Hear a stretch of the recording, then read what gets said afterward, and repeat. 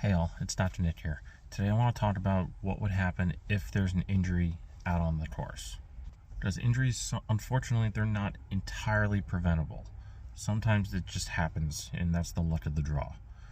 But what to do when it happens. So say you're running a Spartan, you're going over some rocky terrain, you take a weird step and you roll your ankle. Okay.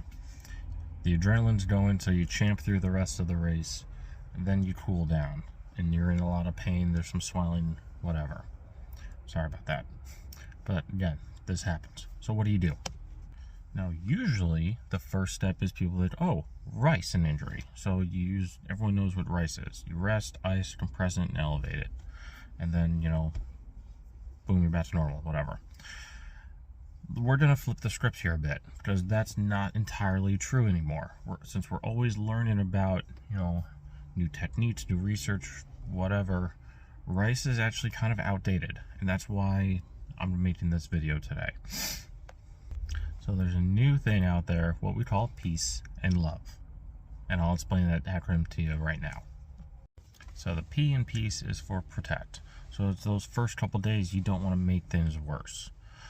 So you don't want to entirely rest either. So it's just taking that body part and making sure it's safe.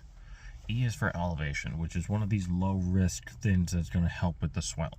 So keeping it up. And again, it's not just, I'm sitting in my recliner and my legs up a little bit. You need to get it up and above your heart, because that's how the swelling, that's how venous return works. It's using gravity to assist, and with that swelling, it's just going to bring that fluid back down.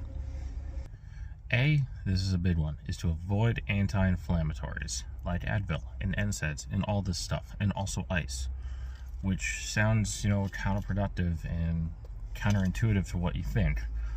But at the end of the day, inflammation is part of the process. You need inflammation to promote healing, to get all the white blood cells into that area, clean up all the gunk, get all the bad stuff out. You need that.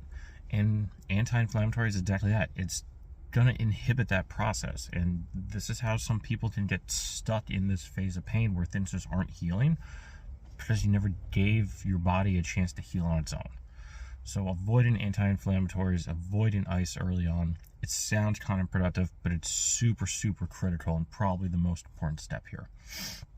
The next one is compression for C.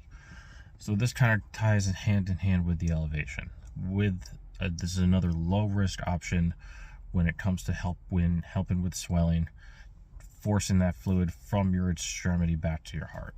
And then E, this is another big one, is for education.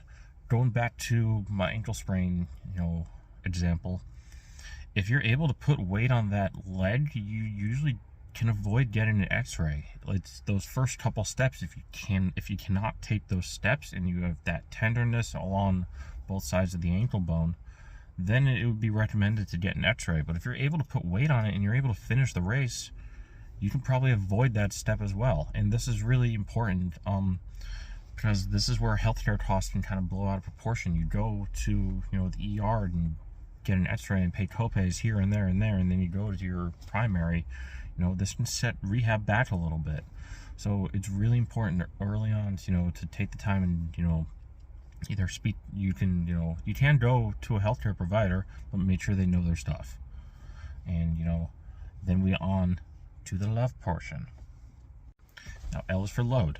So now that we know that we're not going to make things worse, with walking and taking steps, we want to load the tissue and get that tissue stressed. And then this is going to be after those first few days when the swelling goes down.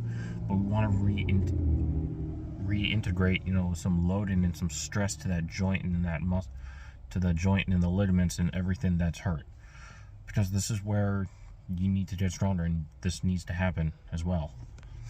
We always like to say, if you don't use it, you lose it when it comes to muscle strength. That's the same thing with joints and ligaments and things like that. If you don't load these structures, they're not going to get used to they're not going to get used to this weight and get used to this movement that you're giving them now. So when you try and move it, a week later after not doing anything, you're going to be SOL. O is also very important in this section here, because this is for optimism. You need to stay positive in this regard, because most injuries, they heal. everything heals with time and patience and being smart about it. So this is super important to maintain a positive mindset in this regard and keep moving forwards. Now V is for vascularization, which is a fancy word for getting some blood flow and getting some blood flow to the area. The simplest way to do this is with an aerobic activity. So if walking is, like, again, going back to my ankle sprain analogy, if it hurts too much to walk, ride a bike, do the elliptical, do something to promote some movement and promote some blood flow to that area. Because again, that's going to get all the good stuff in and get all the bad stuff out, which is exactly what injuries need. And then the last one for E is exercise.